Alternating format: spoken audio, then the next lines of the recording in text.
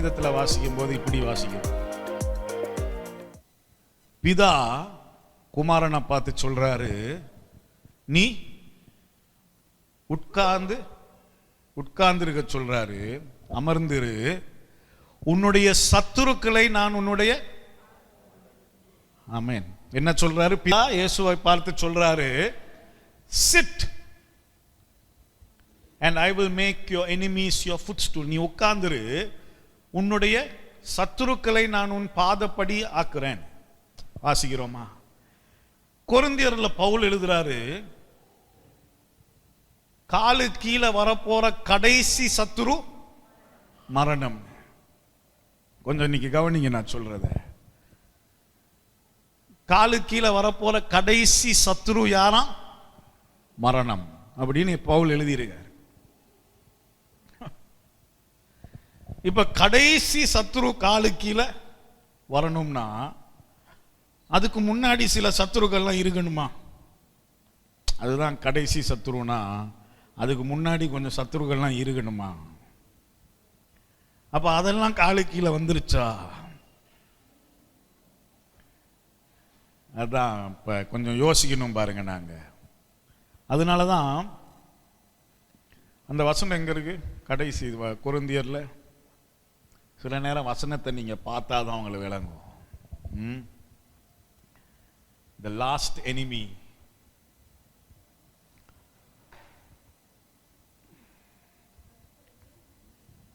ஒன்னு கொரிந்தியர் 15:26 வசனத்தை பாருங்க.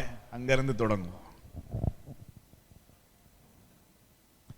சந்தோஷமா இருக்கீங்களா? ஆமான்னு நீங்க லைட்டா ஏன் தெரியுமா? அதை கேட்டுட்டே இருப்பேன். சந்தோஷமான இருதயத்தில் தான் வார்த்தை உழுகும். நல்ல நிலமா இருக்கணும் வார்த்தை உழுகிறதுக்கு. நான் ஜெபிச்சுட்டு வந்தேன் பாஸ்டர், அதனால நான் உபவாசம் இருந்துட்டு வந்தேன்.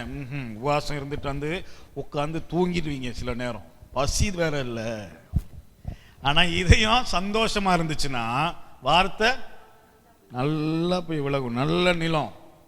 அதனாலதான் தேவன் சொல்றாரு, எப்பொழுதும் சந்தோஷமா இருக்கணும், ஸ்தோத்திரம் பண்ணணும், நன்றியோட இருக்கணும், ஜெபிக்கணும்.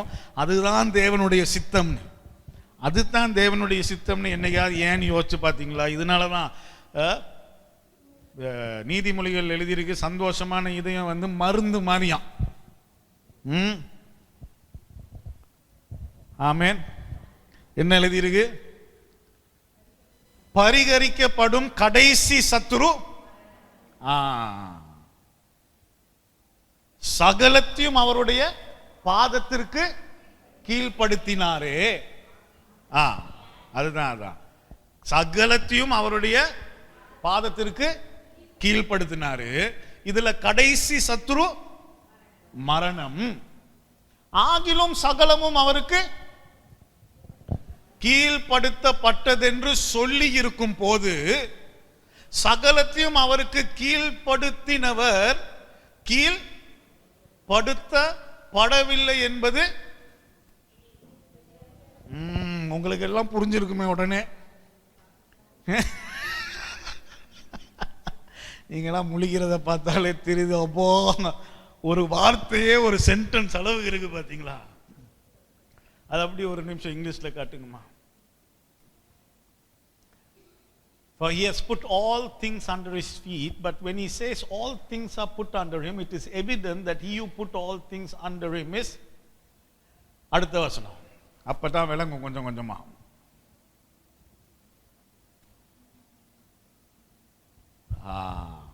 சரியா? சரி, தமிழ் பேருங்க. சரி, என்னோட தான் இருக்கீங்களா? சரி, இதை இன்னைக்கு நல்லா விளையங்கணும்.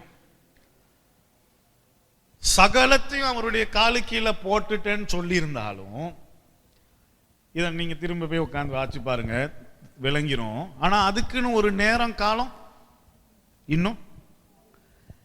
அப்ப அதை தான் நான் யோசிச்சுட்டு இருந்தேன். இப்போ அனிதா தான் நேரம் அங்க இருக்காங்க. கடைசி சத்துரு எனக்குன்னு வச்சுப்போம், என்னுடைய கடைசி சத்துருனா. அப்ப அதுக்கு முன்னாடி இங்க இப்போ அனிதா முன்னாடி கேரன், கலா, இங்க குட்டி பசங்க இவங்க எல்லாரும் சத்துருன்னு வச்சுப்போம். இப்போ அதுதான் கடைசி சத்துருனா, முதல்ல நான்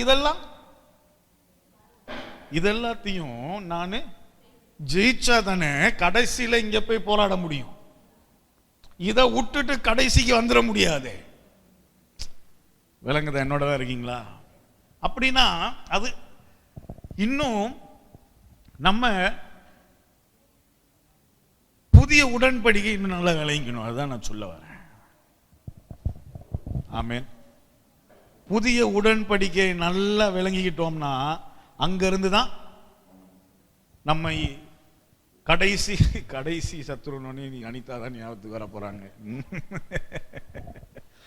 அங்கிருந்து தான் அப்ப நம்ம ஜீவனை தேட முடியும். பாருங்க, அதுக்கு நம்ம இந்த புதிய உடன்படிக்கை நல்லா விளங்கிக்கணும். நான் இன்னைக்கு ஒரு 4 விஷயம் உங்களுக்கு தெரிஞ்சது தான் எல்லாமே. நான் ஏற்கனவே இதெல்லாம் ஆழமா உங்களுக்கு சொல்லி கொடுத்துருக்கேன். ஆனா இன்னைக்கு நான் நினைவுபடுத்த போறேன். உங்களுக்கு நினைவுபடுத்தும் போது நீங்க உள்ளுக்கு தெரிஞ்சுக்கணும், இதுல நான் am I standing on this truth அப்படின்னா இந்த உண்மைகள்ல நான் நழுவாம அப்படியே வலிக்கு இங்கிட்டு அங்கிட்டு காத்துல எல்லாம் ஆடிட்டு இருக்காம தெளிவா நிக்கிறேனா? அதுதான் ரொம்ப முக்கியம். வேதத்துல இயேசு மீன் பிடிக்க போற நேரத்துல யார பாக்குறாரு? பேதுரு இல்ல, பேர் என்னது? சிமியோன். அவன் பேதுரு ஆகிறதுக்கு முன்னாடி அவன் சிமியோன். சிமியோனுக்கு அர்த்தம் என்ன? யாராவது பார்த்துருக்கீங்களா? சிமியோனுக்கு அர்த்தம் காத்துல ஆடிட்டு இருக்க ஒரு சின்ன ட்விக். ட்விக்னு என்னது? சின்ன ஒரு குச்சி. பார்த்துருக்கீங்களா? சின்ன குச்சி காத்துல ஆடிட்டு இருக்க ஒரு, அதுதான் சிமியோனுக்கு பேரு. ஆனா இயேசு என்ன சொல்றாரு? நானு அந்த பேரை மாத்தி நீ பேதுரு ஆகணும்னு நான் ஆசைப்படுறேன். ஏன்னா நீ ஒரு பேதுருன்னா பாறை, கற்பாறை. கற்பாறைக்கு மேல நான் நிறைய பிளான் வச்சிருக்கிறேன். நீ இப்படி காத்துல இங்கிட்ட அங்கிட்டும் அசைஞ்சிட்டு இருந்தீங்கன்னா வேலைக்கு ஆகாது. நீங்க இப்ப மத்தேயு, மார்க்கு, லூக்கு, யோவான் எடுத்து பாருங்க.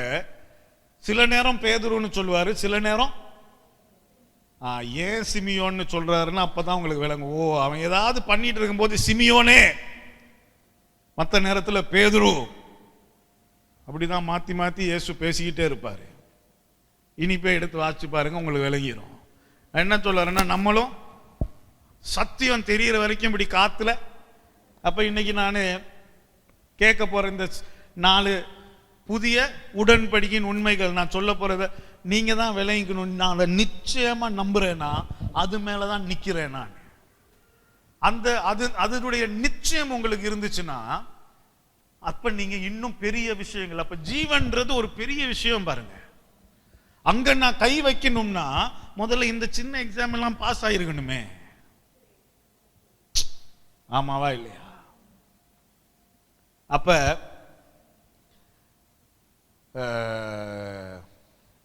2 கொரிந்தியர் 5:21 வாசி தொடங்குவோம். நேரம் இஷ்டம் போல இருக்கு. இன்னைக்கு உங்களெல்லாம் நான் விடுற மாதிரி இல்லை, கவனிங்க நல்லா. 5:21 என்ன எழுதியிருக்கு? என்னோட சேர்ந்து வாசிங்க. நாம் அவருக்குள் தேவனுடைய, எல்லாருக்கும் தெரியுதா? இங்க தமிழ் தெரிஞ்சவங்க எத்தனை பேர் இருக்கீங்க? ஒரு 3 பேர் இருக்கீங்க. அந்த 3 பேர் சத்தமா வாசிக்கிறீங்களா? நாம் அவருக்குள் தேவனுடைய நீதி ஆகும் படிக்கு பாவம் அறியாத அவரை நமக்காக.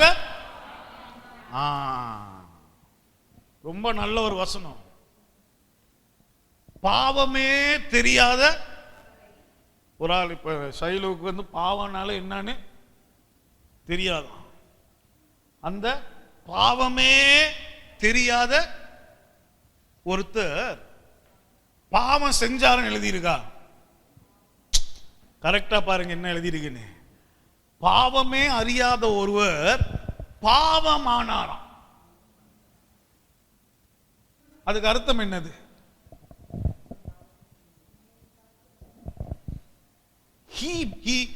He became sin.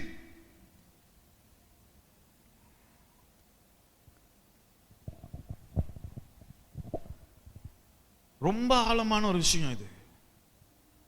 தேவன் எங்கேயுமே பாவம் செய்யல, ஆனா அவர் பாவம் ஆனாராம். பாருங்க, இப்ப நான் போய் டப்புன்னு போயிட்டு ஒரு குத்தி ஒரு கொலையை பண்ணிட்டேன்னு வச்சிருவோம். இன்னைக்கு என்னன்னு தெரியல, இந்த பக்கம் வந்துடுவோம், இங்க குத்தி விளையாடிட்டு இருப்போம் கொஞ்ச நேரம். ஒரு குத்தி ஒரு கொலையை பண்ணிட்டேன்னு வச்சிருப்போம். நான் என்ன பண்ணிட்டேன்? ஒரு பாவத்தை செஞ்சிட்டேன். ஆனா பாவம்ன்றது ஒரு இருள் பாருங்க. அந்த இருளாவே நான் ஆகிட்டேன்னா, வேதத்தில் எழுதியிருக்கு, there was darkness and there is light. இயேசுவை பத்தி எழுதும்போது இருள் இருக்கு, வெளிச்சம் இருக்கு. இயேசுவை பத்தி எழுதும்போது in him was life and the life was the light. நம்மளை பத்தி எல்லாம் பேசும்போது என்ன எழுதியிருக்கு? நீ உனக்குள்ள இருக்கிற வெளிச்சத்தை யாருனாலையும் அணைக்கவே முடியாது. ஆமாவா இல்லையா? பாருங்க, அவர் வெறும் ஏதோ ஒரு பாவத்தை செய்து ஏதோ ஒரு பாவத்தை செய்யல. he became that very darkness. பாவமே செய்யாத ஒரு ஆள் எப்படி பாவமாக முடியும்? சொல்லுங்களேன். how is that possible? பாவமே செய்யாத ஒரு ஆள் எப்படி பாவமாக முடியும்? இருளே இல்லாத ஒரு மனுஷன் மொத்தமாவே எப்படி இருளா ஆக முடியும்? எதுவுமே செய்யாம, எதையுமே செய்யாம, பாவமே செய்யாம பாவம் ஆகிட்டாலாம். அதை நீங்க விளங்கிக்கிட்டீங்கன்னா தான் உங்களுக்கு விளங்கும். எதையுமே அப்ப செய்யாம நீதிமானும் ஆக முடியும். ஒரு ஆமென் சொல்லுங்களேன். எதையுமே செய்யாம ஒருத்தர் பாவமாக முடியும்னா அப்புறம் எதுக்கு நமக்கு இவ்வளவு கஷ்டமா இருக்கு? நம்ம விளைங்கிறதுக்கு எதையுமே செய்யாம நீதிமானாக முடியும்னு. இப்ப நாம நீதிமான் இல்ல. இப்ப நீங்க இன்னும் கொஞ்சம் அதிகமா யோசிக்கணும். அவர் பாவமானார், நாங்க தேவனுடைய நீதி ஆகும்படி. நீங்க வெறும் நீதிமான் இல்ல. நீதிமான்னா you are a person who is righteous. You are not a person who is righteous, you are the righteousness of God. அப்படினா நீங்க தேவனுடைய நீதியை செய்கிற ஒரு நீதிமான் இல்ல, தேவனுடைய நீதியே நீங்க தான்ன்றாரு பாருங்க. விளங்குனா ஒரு ஆமென் சொல்லுங்களேன். அது பெரிய ஒரு சத்தியம்.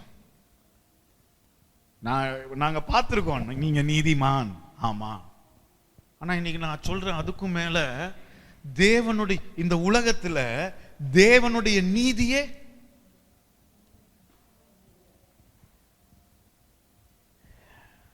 முதலாவது. இதை எவ்வளவு நிச்சயமா நீங்க விசுவாசிக்கிறீங்க? நீதி, நான் தான் நீதினா அப்ப இங்க இருந்து இன்னும் பக்கம் வந்துட்டேன், ஜீவன் பக்கமா. விளங்குதா? என்னோட தான் இருக்கீங்களா?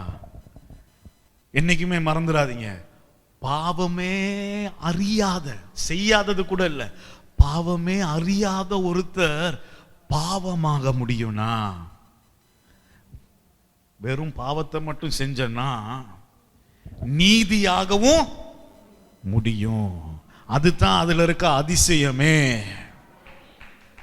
ஆமே. கொஞ்சம் கையை தட்டணும் முடிவு பண்ணிட்டா ஒழுங்கா எது செஞ்சாலும் ஒழுங்கா செய்யுங்கப்பா. என்னைக்குமே மறந்துடக்கூடாது. ஆமே. அதனாலதான் இன்னைக்கு ஆதாம் பாவம் செய்தானா, தேவனுடைய சத்தத்தை கேட்டோன்னே ஓடி ஒளிஞ்சான். இன்னைக்கு நானும் நீங்களும் எங்களுடைய வீக்கஸ்ட் மூமெண்ட், அதுதான் பைபிளில் எழுதியிருக்கு. என்ன வீக்கஸ்ட் மூமெண்ட்னா, நான் எதையோ செஞ்சு அந்த ஒரு தளர்ந்த நிலைமையில் இருக்கேன்ல, அந்த நிலைமையில இனிமே ஓடி ஒளிய வேண்டாம், தைரியமா கிருபையின் சிங்காசன தண்டைக்கு வந்து உனக்கு தேவையான பலனை நீ பெற்றுக்கொள்னு வேதத்தில் எழுதியிருக்கு. அந்த வசனத்தை வாச்சிருக்கீங்களா இல்லையா? நீங்களாம் என்ன பார்க்கறத பார்த்து அப்படி ஒரு வசனம் இருக்கான்ற மாதிரி பார்த்துட்டு இருக்கீங்க. வாசிச்சிருக்கீங்களா இல்லையா? பாருங்க, முதலாவது இந்த சத்தியத்தில் நீங்க எவ்வளவு நிச்சயமா நிக்கிறீங்கன்றத நீங்க ரொம்ப அதிகமா யோசிக்கணும். நீங்க இதெல்லாம் கேட்கும் போது நல்லா இருக்கும், ஜீவன் கேட்கும் போது நல்லா இருக்கும். அதை பற்றி கொள்ளணும்னா அது இப்ப இங்க இல்ல, அது அங்கெங்கயோ இருக்கு. இன்னைக்கு வரைக்கும் நாங்க யாரும் அதை முழுமையா அது என்னன்னு ஆனா இப்ப சயின்டிஸ்ட் எல்லாம் ரிசர்ச் பண்ணி சொல்லிட்டு இருக்காங்க. அன்னைக்கு ஒரு ஆர்டிக்கல் வாச்சிட்டு இருந்தேன், அதுல அவர் இதுவரைக்கும் சொன்னது எல்லாமே கரெக்டா, சயின்டிஸ்ட் ஒருத்தர் இன்னைக்கு வரைக்கும் என்னெல்லாம் சொல்லியிருக்காரு கரெக்டா சொல்லியிருக்காரு, கரெக்டா நடந்திருக்கு.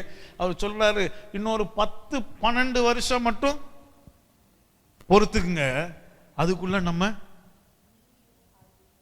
நீடிய ஆயுசு, it will become very much possible. அப்படின்னா அங்க ஒண்ணு இருக்குது, அது பக்கமா நம்ம போகணும்னா நாங்க இதெல்லாம் முதல்ல நல்லா உறுதியா நம்பணும். ஆமென். தேவனுடைய நீதியா இருக்கீங்க நீங்க. ஆமென். அடுத்து இரண்டாவது சொல்லட்டுமா? புதிய உடன்படிக்கையில் ஒன்று, பழைய உடன்படிக்கையில் ரொம்ப பழைய உடன்படிக்கையிலும் இதை பார்க்குறோம். புதிய உடன்படிக்கையில் அது எல்லாருக்குமா, எல்லாரும் யார் வேணாலும் எப்படிப்பட்டவங்க வேணாலும் வந்து பெற்றுக்கொள்கிற ஒரு விஷயம். 1 பேதுரு 2:24 பார்ப்போமா? முதல்ல 1 பேதுரு 2:24. 4 விஷயம் சொல்லி முடிச்சிருவேன். 4 விஷயம் கூட வேண்டாம்.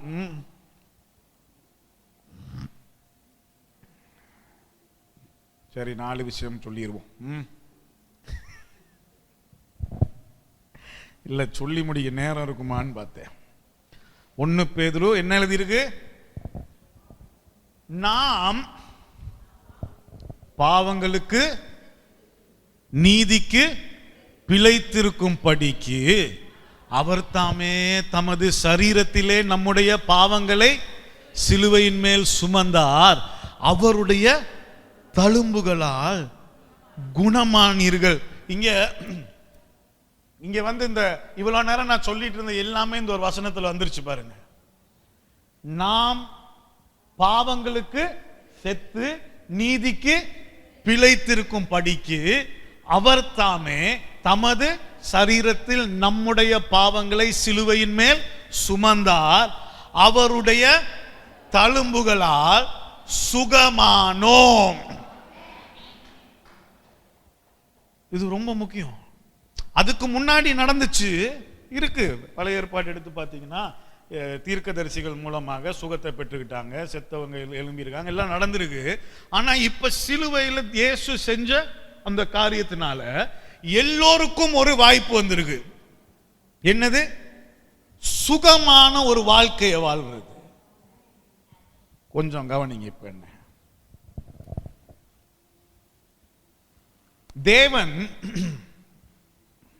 தேவன் உங்களை சுகப்படுத்த விரும்புறாரா?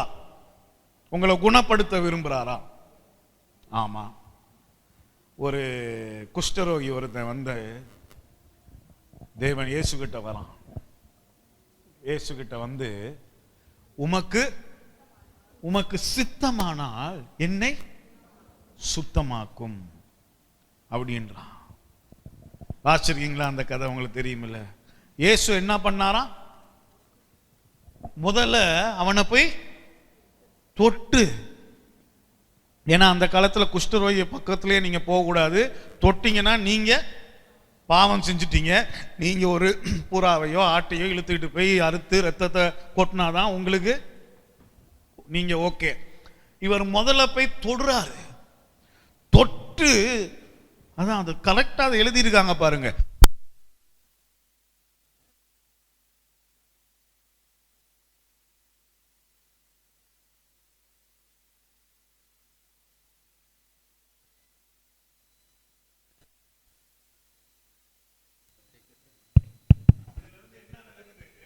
தேவனுடைய சித்தம் என்னது? தேவனுடைய சித்தம் என்னது?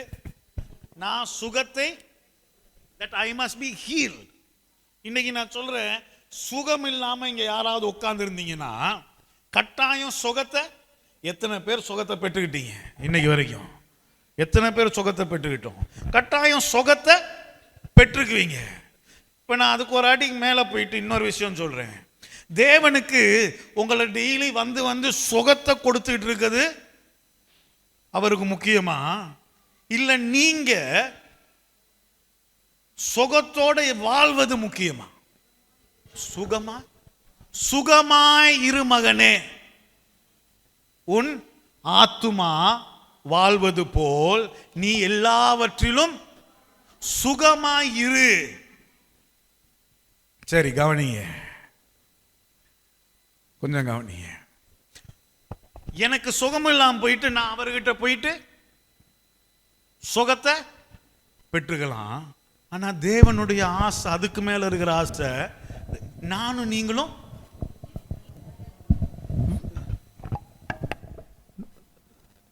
we don't need to go running for healing if we learn how to be healthy. நம்ம ஆரோக்கியத்தோட வாழ்வது தேவனுடைய சித்தமா இருக்குது. இதை நிறைய பேர் விளைங்கிறதே இல்லை. பிரச்சனை அதுதான். வியாதி வந்து சுகத்தை பெற்றுக்கலாம், சரி, வியாதியே வராம இருக்கிறதுக்கு என்ன பண்ணலாம்? ஹலோ, அப்படி ஒரு வாழ்க்கை உண்டா? ஆமா, நான் நிறைய பேரை பார்த்துட்டேன். முடியும். அன்னைக்கு கேரனோட அப்பா பேசிட்டு இருக்கும்போது ஒரு 82 வயசுள்ள ஒரு பாஸ்டரை பத்தி 82 வயசு விசுவாசத்தை பேசுற ஒரு விசுவாசத்தையே பேசிட்டு இருக்கிற ஒரு பாஸ்டர். அவருக்கு இன்னைக்கு வரைக்கும் ஒரு நோயும் வந்தது இல்லையா, தலைவலி கூட வந்தது இல்லையா. விசுவாசத்தினால மட்டுமா? ஏன்னா அடுத்த பேச்சுல நடந்துச்சு, அவர் இந்த நேரமானா இவ்வளவுதான் சாப்பிடுவார், அதுக்கு மேல ஒரு துண்டு கூட எக்ஸ்ட்ராவா வாயில வைக்க மாட்டாராம். காலையில எழுமணும்னு இந்த டைம்ல அதை என்ன செய்யணுமோ செய்வாராம், கரெக்டா. சோ டிசிப்ளின், அவ்வளவு டிசிப்ளின், எக்ஸ்ட்ராவா எதையும் வாயில வைக்க.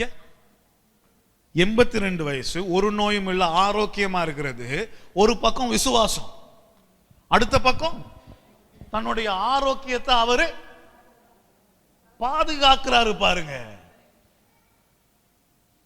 எனக்கு 4 வருஷத்துக்கு முன்னாடி பயங்கரமா இந்த சைனஸ் தலைவலி வரும். சைனஸ் தலைவலின்னு சொன்ன ஏன் வலி, உங்க வலி இல்லை. அப்பா, என்ன ஒரு முறை ஞாபகம் இருக்கு, ஒரு பக்கம் என்னோட மனைவி, இன்னொரு பக்கம் என்னுடைய அப்பா, 2 பேரும் உட்கார்ந்து என் தலையை இப்படி புடிச்சிட்டு இருக்காங்க. அப்படி வலி, இந்த இடமே வலி. நம்ம என்ன பண்ணோம் அதுக்கப்புறம்? அது வந்தோன்னு ஒரே நிமிஷத்துல அதை எப்படி போக வைக்கலாம்? போக வைக்க முடியுமா? போக வைக்க முடியும். உட்காந்து வாசிச்சோம், என்ன இருக்கு என்ன இருக்கு என்ன, ஆஹா அப்படின்னு ஒரு 7-10 விஷயம் இருந்துச்சு. அந்த ஒரு வலி வர மாதிரி இருந்தாலும் அடுத்த 5 நிமிஷத்துல என்னெல்லாம் செய்யணுமோ செய்வோம், அது போயிடும். அதுக்கு 1 இன்ச் இடம் கூட வாழ்க்கையில. ஒன்னு சொல்லட்டா, நீங்க எதை பொறுத்துக்கிறீங்களோ உங்க வாழ்க்கையில, அது உங்க வாழ்க்கையில அதிகாரம் செலுத்த தொடங்கிடும். What you tolerate will always dominate. கொஞ்சம் எனக்கு லைட்டா அப்படி தோணுச்சுன்னா அதுக்கப்புறம் நானும் என்னுடைய நண்பனும் உட்கார்ந்து ஒரு நாள் கையை பிடிச்சி ஜெபிச்சோம், இனிமே இப்படி ஒரு விஷயம் 4 வருஷம், இன்னைக்கு 4 வருஷம் ஆயிருச்சு. அப்படி ஒரு விஷயம் வர்றது கூட இல்லை. ஏன்? ஆரோக்கியத்தை விரும்பினேன். ஒவ்வொரு முறையும் வரும்போது தேவனே சுகப்படுத்துங்கன்றதை விட ஆரோக்கியத்தை விரும்பினேன். ஆரோக்கியமா இருக்கிறதுக்கு என்னென்ன இருக்குன்னு தேடி அதை படிச்சு அதை கரெக்டா செஞ்சோன்னு அது என்னாச்சு? அதோடைய அதிகாரம் இல்லாமலே போயிருச்சு. ஆமாவா இல்லையா? ஒரு நாள் போனேன்னு சொன்னாங்க, உனக்கு சக்கரை இருக்கு நாங்க உடம்புல. அன்னைக்கு நிறுத்தினதுதான். எவ்வளவு வருஷமாச்சு? சர்க்கரையே. அதுக்கப்புறம் கொஞ்சம் வாசிச்சு வாசிச்சு வாசிச்சு வாசிச்சு வாசிச்சு இப்போ இவ்வளோ வாசிச்சு என் வீட்டுக்கு வந்தீங்கன்னா பெட் சைட் டேபிள் இருக்கு. அந்த டேபிளில் மேலால் இருக்கிறது என்னது? இப்போ வாசிச்சுட்டு இருக்குது 21 நாளில் உள்ளுக்கு இருக்கிற சில விஷயங்களை எப்படி ரிவர்ஸ் பண்ணிடலாம், எதை என்னத்தை பண்ணா ஓயாம போராடிக்கிட்டே. ஏன்? நோய் வந்து போய் என்ன சுகமாக்குங்க சுகமாக்குங்க கூட, நீ ஆரோக்கியத்தை தக்க வைத்துக் கொள்வது ரொம்ப. எனக்கு ஜீவன் வேணும், ஆனா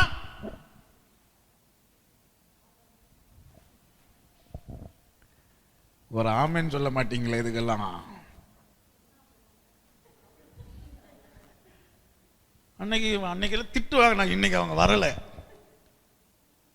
அதனால கூட வராம இருந்திருக்கலாம். அன்னைக்கு வந்து எனக்கு பயங்கர சுகர் பாஸ்டர், ஜெபிங்க. நான் சொன்னேன் ஜெபிக்கிறேம்மா, நீங்க என்ன பண்றீங்க? நான் கேட்டேன், சுகர் இருக்கு, நீங்க என்ன பண்றீங்க? பக்கத்துல புல்லுன்னு. ஒண்ணும் இல்ல பாஸ்டர், டெய்லி காப்பியில 3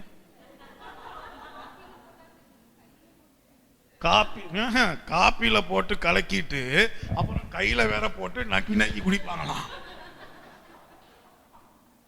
இதுல என்கிட்ட வந்து ஜெபிங்க பாஸ்டர். அப்ப நான் கேட்கிறேன், நான் திட்டணுமா ஜெபிக்கணுமா? முட்டாள்தனமா இல்லையா? ஆனா இதை நாங்க இப்படி பண்ணிட்டு எத்தனை பேர் வாசிச்சிருக்கீங்க? ஒரு நாளைக்கு நீங்க 2 காப்பி, அந்த 2 காப்பியில 2 ஸ்பூன் சர்க்கரை போட்டு கலக்கி குடிக்கிறதுக்கும் 2 சிகரெட் ஊதுறதும் ரெண்டும் ஒண்ணுதான். வாட்சி பாருங்க உங்க உடம்புக்கு அது என்ன பண்ணுது. எல்லாம் ஒரு 2 coffees with 2 spoons of sugar equals a cigarette. ஆனா நம்ம இங்க 5வது காப்பிலையும் 3 கரண்டி சர்க்கரையை போட்டு கழித்து அவன் பாரு இப்படி புகைச்சு புகைச்சு சாக போறான் பாருன்னு.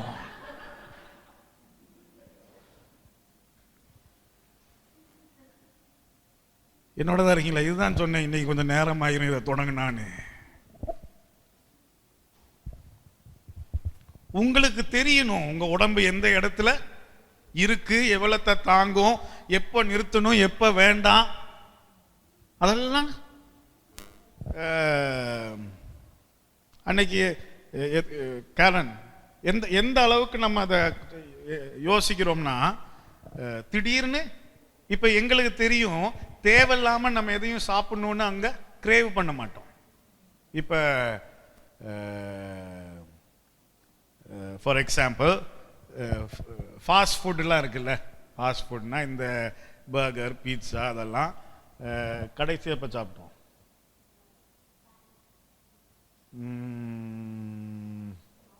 எனக்கு ஞாபகமே இல்லை பாருங்க, ஞாபகமே இல்லை. ஏன்னா ஏன்னா எங்களுக்கு அது தேவையில்லை. அதே நேரத்தில் திடீர்னு ஒரு நாள் இப்போ காரனுக்கு கொஞ்ச நாளைக்கு முன்னாடி எனக்கு காலில் இருந்து சாக்லேட் சாப்பிடணும் போலவே இருக்கு. முழு நாளும் அடுத்த நாளும் சாக்லேட் சாப்பிடணும் போலவே இருக்கு. எடுத்து நல்லா சாக்லேட் அப்புறம் எடுத்து வாசிச்சு பார்க்கும்போது அந்த நேரத்தில் அவங்க போயிட்டு இருந்த இதுக்கும் அந்த சாக்லேட்டும் ரொம்ப அவங்களுக்கு நல்லதா இருந்தது. உங்க உடம்பே உங்களுக்கு என்ன வேணுமோ அது அப்பப்ப கேட்க தொடங்கிறோம். அந்த அளவுக்கு நீங்க ட்ரெயின் பண்ணி வந்துட்டீங்கன்னா. என்னோட தான் இருக்கீங்களா? எனக்கு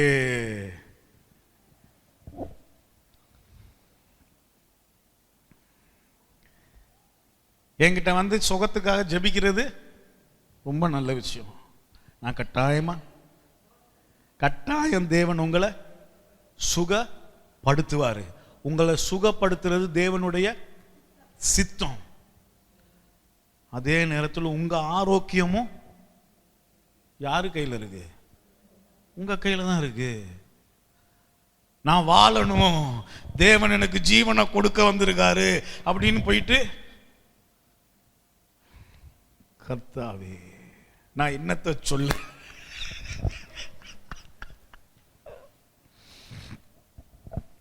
எனக்கு பிடிக்காத விஷயம் இந்த ஒர்க் அவுட் பண்ணுறது, நடக்கிறது, ஓடுறது, வைக்கிறதெல்லாம் எனக்கு. என்ன விட்டிங்கன்னா அமைதியாக இருந்து நானே எதையாவது வாசிச்சுக்கிட்டு எதையாவது பார்த்துக்கிட்டு என் அறிவை வளர்த்துக்கிட்டு இருந்துருவேன். ஆனால் என்னால் முடியும் போதெல்லாம் கட்டாயம் ஷூவை மாட்டிட்டு கிளம்பிடுவேன். போயிட்டு ஒரு ஓட்டத்தை ஓடும் போதே உனக்கு இதெல்லாம் தேவையோ, ஏண்டா வேற வழி இருக்கா, வேற ஏதாவது வழி இருக்கணுமே கர்த்தாவேன்னு ஓடிட்டு தான் வருவேன். என்னுடைய மனைவி பெண்ண ஒவ்வொரு நாளும் போய் 45 நிமிஷம் அவங்க பண்றதை பார்த்தா எனக்கு மயக்கம் வந்துடும். இப்ப இதெல்லாம் நமக்கு எதுக்கு? ஏன்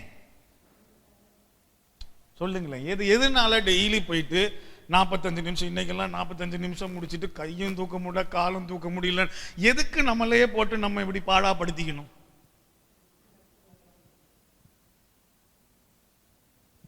நம்ம ஜீவனை தேடுறோம்னா நம்ம ஆரோக்கியத்தை நம்ம தான் நம்ம கையில எடுத்தாகணும். ஒரு ஆமென் சொல்ல மாட்டீங்களா இதுக்கெல்லாம்?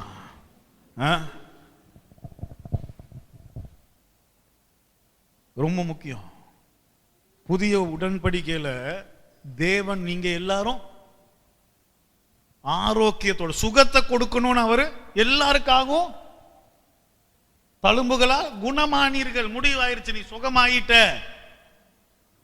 அதுக்குன்னு இப்ப அந்த சுகத்தை நம்ம எப்படி தக்க வச்சுக்கிறதுன்றதுதான் இன்னும் ரொம்ப முக்கியம். ஆமென்.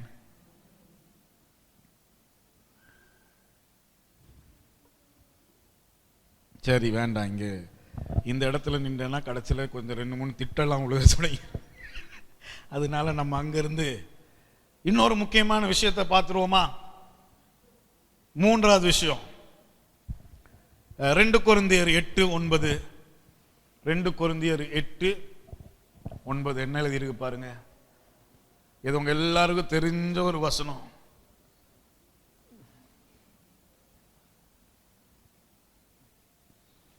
நம்முடைய கர்த்தராகிய இயேசு கிறிஸ்துவின் கிருபையை அறிஞ்சிருக்கீங்களா இல்லையா? நம்முடைய கர்த்தராகிய இயேசு கிறிஸ்துவின் கிருபையை அறிந்திருக்கிறீர்களே, அவர் ஐஸ்வர்யம் உள்ளவராய் இருந்தும் நீங்கள் அவருடைய தரித்திரத்தினாலே ஐஸ்வர்யவான்கள் ஆகும் படிக்கு உங்கள் நிமித்தம் தரித்திரரானாராம். விளங்குதா உங்களுக்கு? விளங்குதா நான் சொல்றது? அவர் ஐஸ்வர்யம் உள்ளவர்னா எப்படிப்பட்ட ஐஸ்வர்யம் உள்ளவர்? அவர் ஐஸ்வர்யம் உள்ளவராய் இருந்தும், நல்லா கவனிங்க, நீங்கள் அவருடைய தரித்திரத்தினாலே ஐஸ்வர்யவான்கள் ஆகும் படிக்கு உங்கள் நிமித்தம் தரித்திரரானாரே. ஹலோ. அப்படின்னா தேவன் நானும் நீங்களும் என்னைக்குமே இல்லைன்ற ஒரு இடத்துல இருக்கவே கூடாதுன்னு எதிர்பார்க்கிறார். ஆமென். இப்ப நல்ல ஆரோக்கியத்தோட நல்லா வாழணும், எல்லாம் பண்ணணும், நல்லா இருக்கணும், நல்ல ஒரு எல்லாத்துக்கும் என்ன வேணும் சொல்லுங்களேன்? எல்லாத்துக்கும் கடைசியில ஆமா. அதனாலதான் அதையும் தொடறேன். புதிய உடன்படிக்கையோடைய முக்கியமான ஒரு விஷயம், அவர் தரித்திரனாய் மரித்தாரா, நானும் நீங்களும்.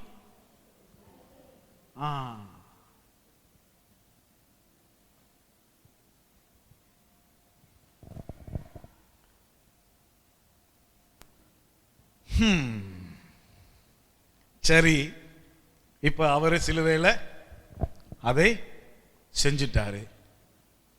இப்ப நான் அதை எப்படி பெற்றுக்கிறதுன்னு இருக்கா இல்லையா? வேதத்துல அதுவும் எழுதியிருக்கு.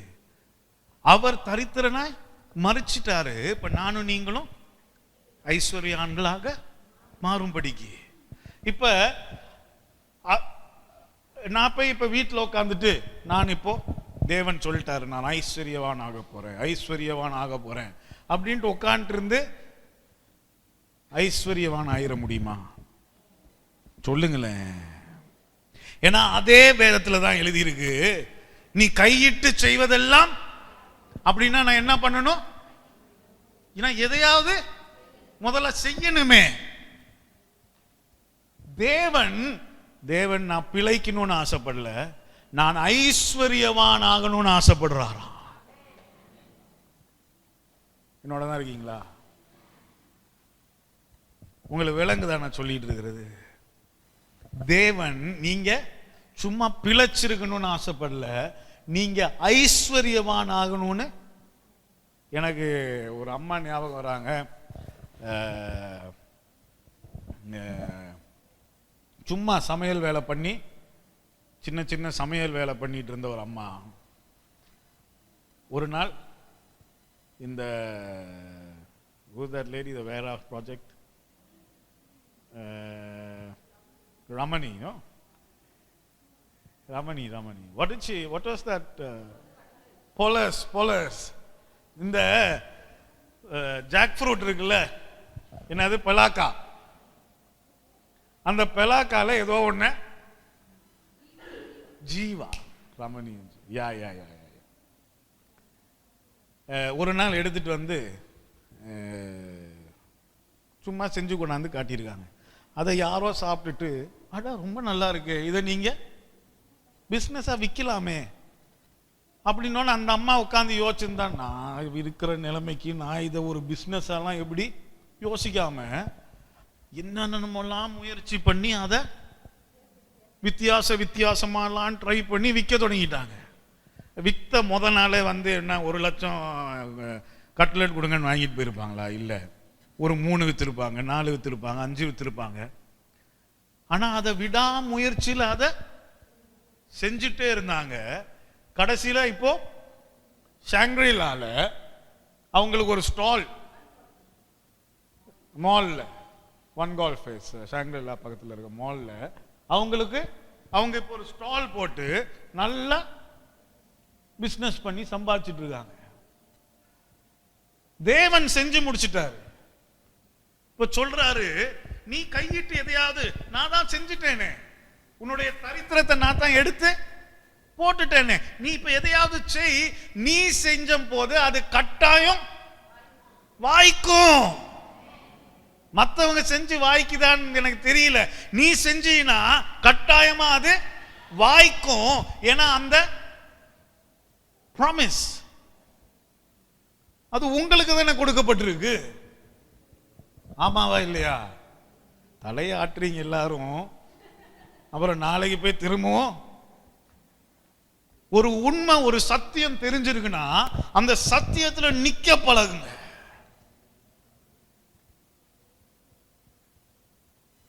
அதுக்கப்புறம் ஆசீர்வாதம் உங்களை தேடி வரதை யாருனாலும் தடுக்கவே முடியாது. வேதத்தில் எழுதியிருக்கு, கொடுக்க சொல்லி கொடுத்து பழகுங்க. ஹலோ, அதுக்குள்ளலாம் இப்ப நான் போக விரும்பல. எழுதியிருக்கா இல்லையா? கொடுத்தா ஆசீர்வதிக்கப்படுவீங்க. நான் என்னைக்குமே சொல்லுவேன், ஆசீர்வதிக்கப்படுறதுக்காக கொடுக்காதீங்க. அதனாலதான் சொல்லேன், தசம பாகம் தூக்கிட்டு வராதீங்க. உங்க மனசாட்சி என்ன சொல்லுதோ அதன்படி கொடுங்க, அதன்படி செய்ய தொடங்க. கையில 100 ரூபா தான் இருக்கு, உங்க மனசாட்சியின் படி ஒரு அந்த 5 ரூபா, மனசாட்சியின் படி ஒரு 5 ரூபா சந்தோஷமா கொடுத்து பழகுங்க. It removes the, என்ன எப்படி சொல்லனா, பணத்துக்கு உங்க மேல இருக்கிற அந்த அதிகாரம் இல்லாம போயிடும். அந்த கட்டை உடைஞ்சிரும். நீங்க அந்த பணத்தை தாராளமா கொடுக்க பழகுனீங்கன்னா. விளங்குதான் நான் சொல்றது? இந்த பசங்கள்லாம் அந்த என்னுடைய பசங்கள்லாம் இருக்காங்க இங்கே. நான் சந்திக்கும் போது வாட் வே யூ, என்ன பண்ணிருந்தீங்க அப்படின்னா பாத்திரம் கழுவிட்டு இருந்தீங்க விளங்குற மாதிரி. அதுக்கும் கீழேயா? ஹெல்ப். அது சரி.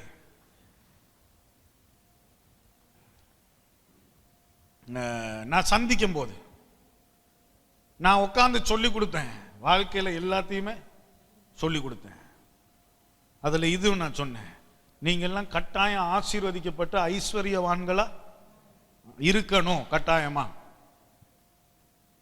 அப்போ அதில் இதெல்லாம் சொல்லி கொடுத்தேன். ஒவ்வொரு மாதமும் வந்து கரெக்டாக டான்னு இது நான் இதை பார்த்துக்கிறேன் அதை பார்த்துக்கிறேன். சும்மா அந்த என்னுடைய தசம் அந்த பழக்கத்தை நான் உண்டு பண்ணவே இல்லை.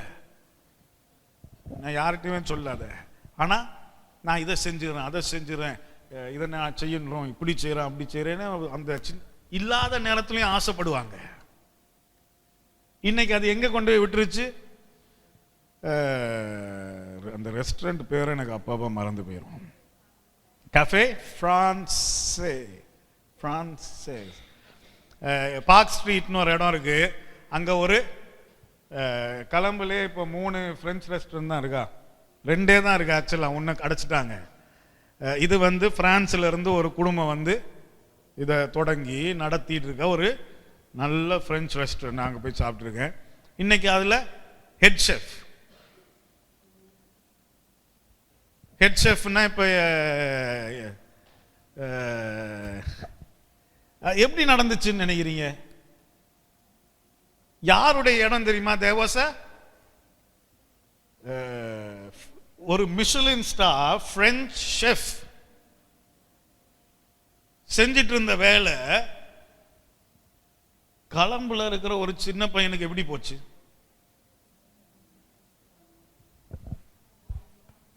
How is that even possible? ரொம்ப யோசிச்சு, அட இதெல்லாம் கை தட்டுற விஷயமா இருக்கு, வீட்டுக்கு போய் கூட மெதுவா தட்டி இருக்கலாம். யோசிச்சு இல்ல, நீங்க இதெல்லாம் சிந்திக்கணும். டிசிப்ளின் படிச்சு கொடுத்தேன், டிசிப்ளின்டா இருக்கணும். ஆமா, எதையாவது செய்யணும். போய் நல்லா அந்த ரெஸ்டாரண்ட்லயே உன்ன மாதிரி வேற யாரும் உழைக்காத அளவுக்கு நீ உழைக்கணும். போய் பண்ணா கொடு. இப்படி இருக்கிற நிறைய விஷயங்களை செய்ய இன்னைக்கு என்ன தெரியுமா நடந்துட்டு இருக்கு? கலம்புல ஒரு பெரிய புதுசா இன்னொரு பிரெஞ்சு ரெஸ்டாரண்ட் ஒன்று தொடங்க போறாங்க. அது வந்து பெரிய ஒரு, அவங்க உனக்கு எவ்வளவு லட்சம் வேணாலும் நாங்க கொடுக்குறோம், இங்க வந்து சேர்ந்துருன்னு இவனை போட்டு பாடா. அவங்க எல்லாரும் வந்து இவனுடைய ரெஸ்டாரண்ட்ல உட்காந்து இவன் சமைச்ச சாப்பாடை டேஸ்ட் பண்ணிட்டு அடுத்த நாள்ல இருந்து கூப்பிட்டு உனக்கு எவ்வளவு லட்சம் வேணாலும் நாங்க தரோம், நீ இங்க வந்து ஷெஃபா சேர்ந்துருன்னு போட்டு உயிர் எடுத்துட்டு இருக்காங்க. ஆனா இப்பதான் முக்கியம், இப்பதான் ரொம்ப முக்கியம். அப்ப நாங்க 2 பேரும் உட்காந்து பேசிட்டு சொன்னேன், இல்ல அங்க போகக்கூடாது. இவனுடைய இங்க ஒருத்தன் ஏற்கனவே ஒருத்தங்கிட்ட இருக்கோம் இல்ல, அவன் நல்லா வந்துடட்டும். அவன் நல்லா வர்றதுக்கு இவன் இல்லைன்னா அவன் நல்லா ஆனதுக்கு அப்புறம் கிளம்பி வேற எங்கேயா போவோம். ஏன்னா அதெல்லாம் தான் விதைன்றது சும்மா பணம் மட்டும் இல்லை, எல்லாமே விதை தான். I said now sow, this is your seed. நான் இங்க போய் உழைச்சு இவன் நல்லா ஆகிற வரைக்கும் உழைக்க போறேன். அவன் நல்லா ஆனோன்னா அப்புறம் நம்ம வேற ஏதாவது. ஏன்னா லட்சங்கள் வரதை யாருமே தடுக்க முடியாது. நீங்க செய்ய வேண்டியதை சரியா செய்ய தொடங்கிட்டீங்கன்னா, ஏன்னா தேவன் உங்களுடைய ஆசீர்வாதத்துக்காக அவர் தரித்திரர் ஆயிட்டாராம். நீங்க அந்த தரித்திரத்தின் நிமித்தம் ஐஸ்வர்யவான் ஆகும்படி. விளங்குதா? இந்த சத்தியங்கள்ல நீங்க நல்லா நிக்க பழகிடணும். இன்னும் 2 நிமிஷம் டைம் இருக்கு. 2 நிமிஷத்துல என்ன சொல்லலாம்? கலாத்தியர் 3:13 திருப்புங்க. அது 2 நிமிஷத்துல சொல்லி முடிச்சிடலாம்.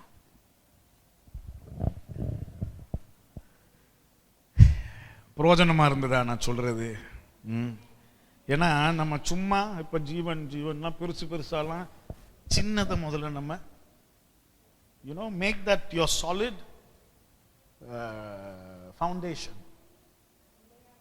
நிலையான அஸ்திபாரம் இல்லாம பெரிய விஷயங்களுக்கு கையை நீட்டிக்கிட்டே இருக்கிறோம்னா ஒவ்வொரு முறையும் காத்தடிக்கும் போது இந்த குச்சி மாதிரி ஒய்யோயோ ஒய்யோயோ, ஆமா, பில்டிங் ஸ்ட்ராங் ஃபவுண்டேஷன் வீக்னு சுத்திட்டு இருப்பீங்க.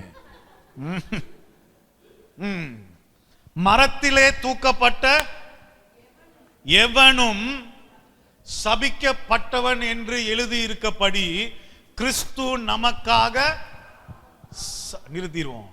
என்ன வேணாரா? ஒரு 2-3 சாபத்தை ஏற்றுக்கல, அங்க பாவமான மாதிரி இங்க கிறிஸ்து நமக்காக சாபமாகி நியாய பிரமாணத்தின் சாபத்திற்கு நம்மை நீங்களாக்கி மீட்டு கொண்டார். இப்ப கொஞ்சம் ஒரு நிமிஷம், இப்ப அதுக்குள்ள போக நேரம் இல்லை, ஆனால சீக்கிரமா சொல்ல போறேன், நீங்களா புடிச்சுக்கணும், சரியா? யூதர்களுக்கு தானே நியாய பிரமாணம். நாங்கள்லாம் யாரு? புறஜாதி.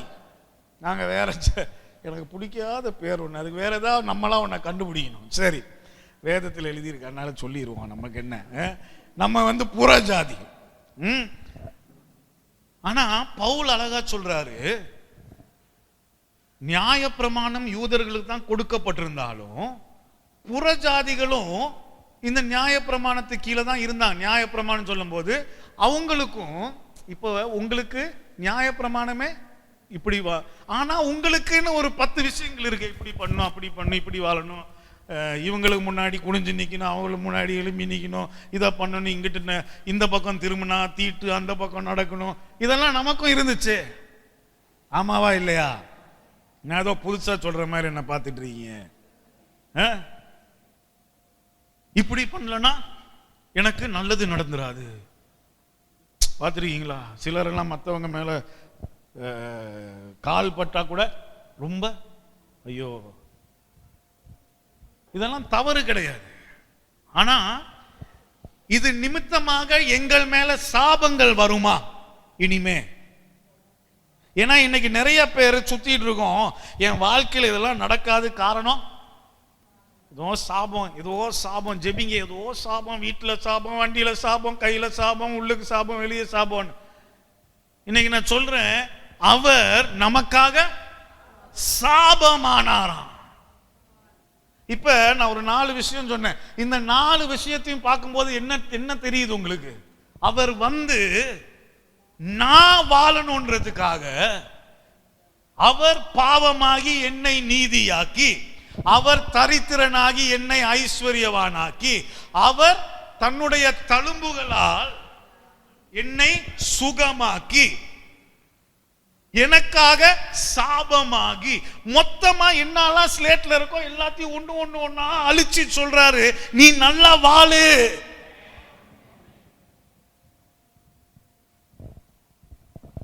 அது இனி யாரு கையில அந்த பொறுப்பு இருக்கு? அப்ப இனி அந்த பொறுப்பை கையில எடுத்துக்குங்க. ஐஸ்வர்யம் உங்களை தேடி வரணும்னா அதுக்கு என்னென்ன இருக்கு செய்யறதுக்கு செய்யுங்க. டெய்லி காலையில எழும்பி இல்லையே, அது இல்லையே, இது இல்லையே, இப்படி இருக்கோமே, அப்படி இருக்கும் புலம்பிக்கிட்டே இருந்தீங்கன்னா அந்த அந்த அப்படிப்பட்ட ஒரு மனசை வச்சுட்டு ₹1 கூட சம்பாதிக்க முடியாது. காலையில எழும்பினோனையே தேவன் எனக்காக இருக்கிற நேரத்தில், if God be for me, who can be against me? சும்மா வீட்டில் உட்காந்துட்டு எனக்காக ஜெபிங்க நான் அது என்னுடைய, அது ஆக்சுவலா அது வேஸ்ட் ஆஃப் மை டைம். அனிட்ரா சொல்யூஷன் இப்போ கிட்டத்தில் ஒரு முக்கியமான ஒரு வேலையை பண்ணிருக்காங்க. பயங்கர மழை வந்துருச்சு. ஒரு நாள் பார்த்தேன், 2 நாள் பார்த்தேன், என்னடா இது. அடுத்த நாள் போயிட்டு என்னுடைய நண்பர் தருகாரு, அவர் ரெயின்மேன், அவர் ஜெபிச்சு எப்படியாவது. அப்ப உட்கார்ந்து அன்னைக்கு நாங்க 3 பேரும் அங்க உட்கார்ந்து ஜெபிச்சோம், மழை எப்படியாவது அடுத்த நாளும் மழை. அப்புறம் அன்னைக்கு நைட்டு திரும்ப 2வது முறை போயிட்டு இல்லை no this can't be, this can't go on ஜெபிச்சோம். அதுக்கப்புறம் 2 நாள் வெயில். அப்புறம் கொஞ்சம் மழை அடிச்சிச்சு. இன்னைக்கு திரும்ப உடனே அங்கிருந்து போன் வந்துச்சு, no no no we have to hold it for now. இன்னும் 2 நாள் இதை எப்படியாவது. என்ன பண்ணிட்டு இருக்கோம்? யாருக்காக? என்ன பண்ணிட்டு இருக்கோம்? யாருக்காகனா, நீ கையிட்டு செய்வது வாய்க்கணுன்றதுக்காக. நிச்சயமா என்னைக்கும் ஜெபிக்கிறதுக்கு உங்களுக்கு ஒரு 4 பேர் இருக்கும், மறந்துடாதீங்க.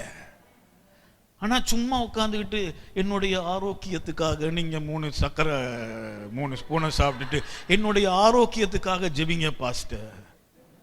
அப்புறம் சும்மா வீட்டில் உட்காந்துட்டு என்னுடைய தரித்திரம் இல்லாம போகணும்னு அப்புறம் கையில கிடைச்சுன்னா அதை எடுத்துட்டு வந்து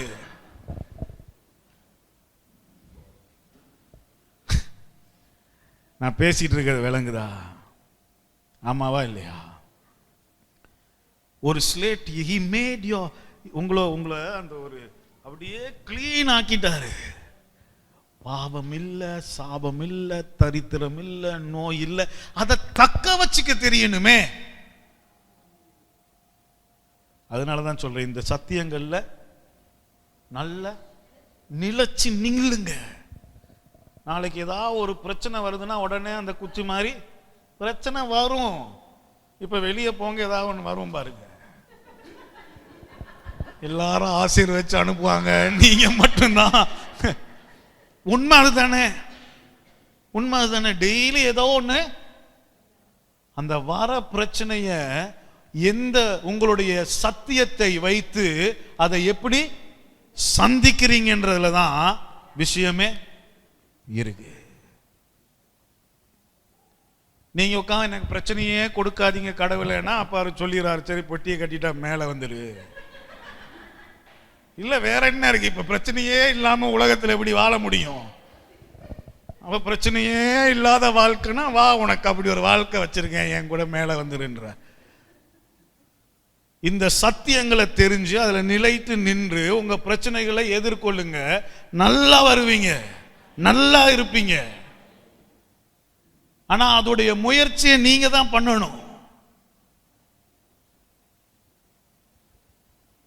ஸ்டீஃபன், நான் முத ஸ்டீஃபனை சந்திச்சு 2-3 வருஷம் ஆயிடுச்சு, பார்த்துக்கிட்டே இருந்தேன். வாழ்க்கையில ஒண்ணுமே நான் கேட்டேன், உங்களுக்கு என்ன தான் ஸ்டீஃபன் தெரியும் சொல்லுங்களேன். என்னமா தெரிஞ்சிருக்கும்? ஒரு மனுஷனுக்கு ஏதோ ஒண்ணு தெரிஞ்சிருக்கணுமே. தாளந்து சொன்ன, நான் ஸ்கூலெல்லாம் போல, அவ்வளவா படிக்கல, சரி நான் பார்த்துக்கிறேன். அடுத்த வருஷம் அவர் கையில டிகிரி வச்சிருப்பாரு. ஒரு பிதாவா என்னெல்லாம் நான் பண்ணணுமோ அது அத்தனையும் பண்ணிட்டு இருக்கேன் எல்லாருக்கும். ஒரு தகப்பனா இதெல்லாம் செய்யணுமோ எல்லாத்தையும் செஞ்சுட்டு தான் இருக்கேன். அடுத்த வருஷம் படிப்பே இல்லைனாலும் சரி, டிகிரி ஒன்று கைக்கு வரப்போகுது, அது எக்ஸாம்ல ஒழுங்கா எழுதி பாஸ் பண்ண. அப்புறம் கேட்டேன், வேற என்னதான் உங்களுக்கு செய்ய தெரியும்? எனக்கு நான் டுக்கு ஓட்டுவேன் பாஸ்டர். நிறைய பேர் அது கேட்கும்போது சிரிச்சிருவேன், டுக்கு ஓட்டுறது ஏடா வந்து என்கிட்ட சொல். நான் யோசிச்சேன், தெரியுமா? தெரியும். நான் சொன்னேன், உடனே போய் தேடி ஒரு ஹயருக்கு டுக்கு ஓட்டுவான் எடுங்க. எப்படின்னா, இவர் டெய்லி காசு கட்டி டுக்கு ஓட்டணும், ஓட்டிட்டு எவ்வளோ ரெண்ட் கட்டிடணும், அதுக்கப்புறம் மிச்சம் வரதெல்லாம் இவருக்கு.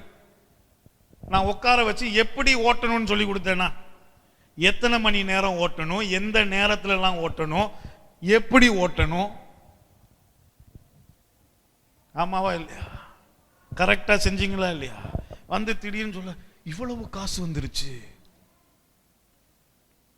வந்துருச்சா, அடுத்து வண்டி அப்ப இதுதானே தெரியும், முதல்ல ஒரு வண்டியை வாங்குவோம், வாங்கியாச்சுல, இப்ப நானு விட மாட்டேன், பேசிக்கிட்டே இருக்கேன், அடுத்து இன்னொரு 3 வண்டியை வாங்கணும், அதை நீங்க இப்ப மற்றவங்களுக்கு 1000 கூட்டு காசு எடுத்துட்டு இருங்க. நீ கையிட்டு செய்வதெல்லாம் அதுக்கு நிறைய உண்மை இருக்கு. நான் எவ்வளவு சத்தியங்களை பேசிட்டு இருக்கிறேன், அதை நீங்க எடுத்து இப்படியே காத்துல வீசிட்டு போயிடாம do something with it. எனக்கு சமயம் தான் சொல்றேன், எனக்கு டுக்கு மட்டும்தான் ஓட்ட தெரியும். அந்த டுக்கு மட்டும்தான் ஓட்ட தெரிஞ்ச ஒருத்தர் இவ்வளவு தூரம் வந்துட முடியும்னா உங்களுக்கு ஏதாவது இருக்கணுமே. நம்ம பிரச்சனை என்ன, நம்ம எதையும் பண்றது இல்லை. ஆமென்.